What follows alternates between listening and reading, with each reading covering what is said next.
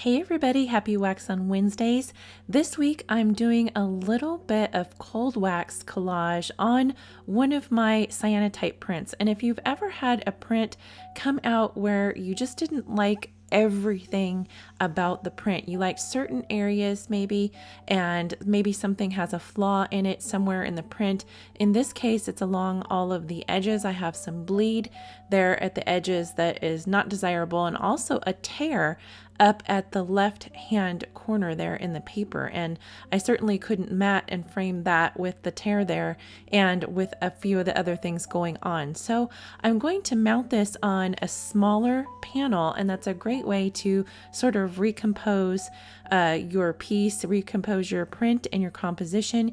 You can also even scale it down further to maybe several 4x4s or 5x5s. In this case, it's a 9x12 print. So there's a whole bunch of options that you have that you can recompose everything smaller down and still save that print.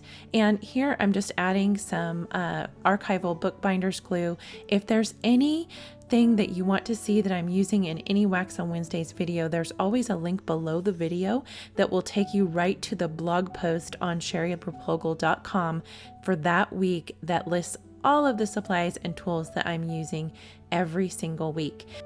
Also, I wanted to let you know that the Cyanotypes, the Magic of Alternative Photography online workshop is reopening on May 24th. Now, the first go around, it was a great group of students and we had so much fun, and we are still having fun actually in the Facebook group for that course. I'm reopening the course on May 24th, and it'll have a new Facebook group to go along with the classroom site.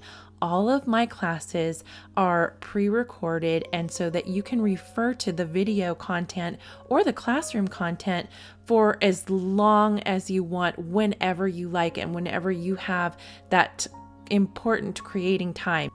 And this online workshop has a lot of content, and most of my workshops do have hours and hours of video in them. This one goes over a lot of content, a lot of different things to do with cyanotypes, from traditional cyanotypes and getting started with your setup, all the way through encouraging color, texture, going outside the box, wet cyanotypes, and then also a segment on how to finish them. It goes through 4 weeks.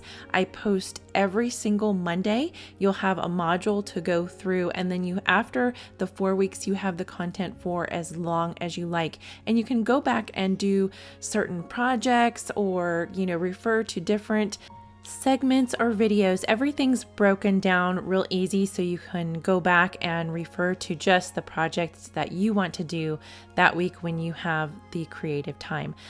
So because the content is so vast, I again am limiting the amount of spaces that can get into this workshop, and that way I can answer questions better and get to everybody faster, and it's just easier for me to go through if I don't leave it open-ended when there's this much content to go through. We can all do it together. So get in on that on sherryreplogel.com if you want to join for the spring session of Cyanotypes, the Magic of Alternative Photography.